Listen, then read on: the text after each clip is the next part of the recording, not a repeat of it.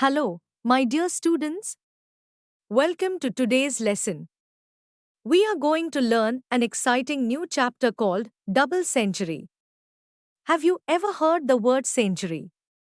Yes, it usually means 100, like when a cricketer scores 100 runs. But today, we are going to go even further, double century. This means 200. Isn't that amazing? We will learn about how to count and write numbers up to 200 using simple techniques like matchsticks, and we'll also answer some fun questions together.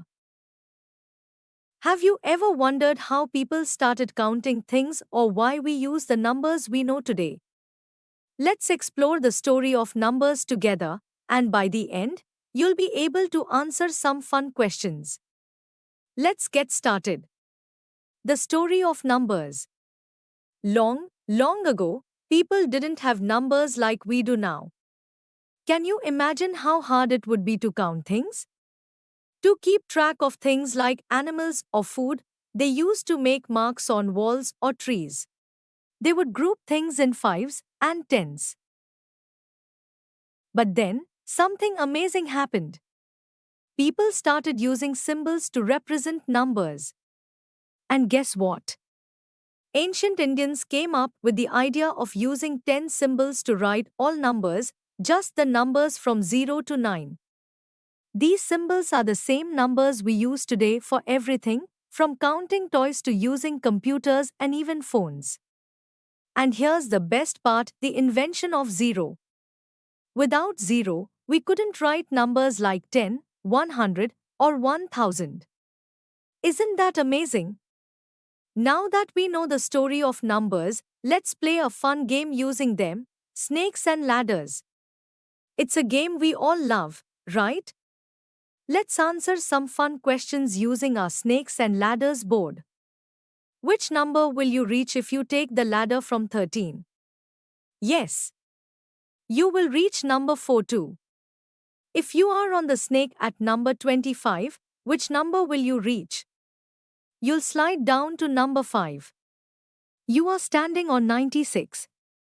Which number on the die will take you to the snake's mouth?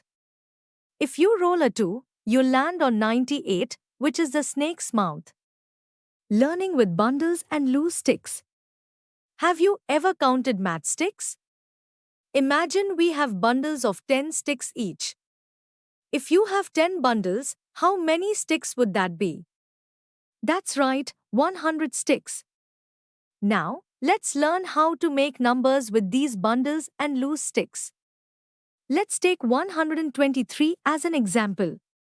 One bundle of 100. Two bundles of 10.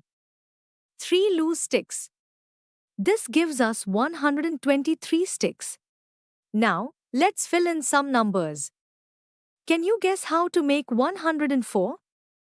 One bundle of 100. Zero bundles of 10. Four loose sticks. Easy, right? Let's play with some fun number puzzles now. Here are some jumps on a number line. Imagine Bholu is jumping from 65. He jumps 35 more. What number does he land on? He lands on 100. Now, let's make 100 in different ways. 60 and 40 make 100. 50 and 50 also make 100. There are many ways to get to 100. Can you fill in these blanks?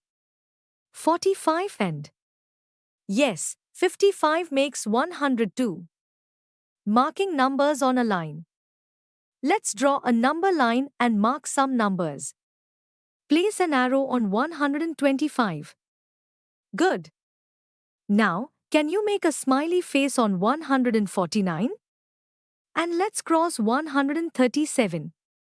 It's fun playing with numbers, isn't it? Numbers are everywhere in our lives, from counting toys to playing games like snakes and ladders.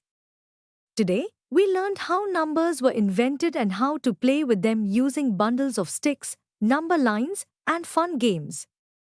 I hope you had fun learning with me. Now, it's your turn to practice solving the questions in your book.